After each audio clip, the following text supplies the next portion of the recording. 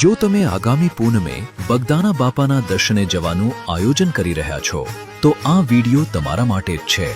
આગામી તારીખ 3 માર્ચ 2026 ને મંગળવારના રોજ ફાગણ સુદ પૂનમ છે અને આ દિવસે ચંદ્રગ્રહણ હોવાથી શ્રી ગુરુ આશ્રમના દર્શન સમયમાં મોટો ફેરફાર થયો છે। સમય ખાસ નોંધી લેજો। આ દિવસે મંગળા આરતી વહેલી સવારે 5 વાગે થશે।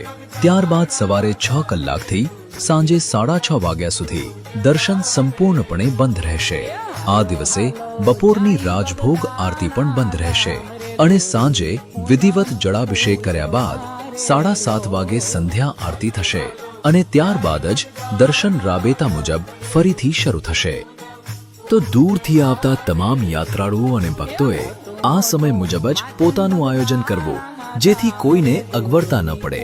કૃપા કરીને આ વિડિયો બાપાના દરેક ભક્ત અને તમારા વોટ્સએપ ગ્રુપમાં શેર કરો જેથી બધાને સમયસર આ અગત્યની માહિતી મળી રહે। બગદાણા ધામ તરફથી સૌ ભાવિક ભક્તોને બાપા સીતારામ।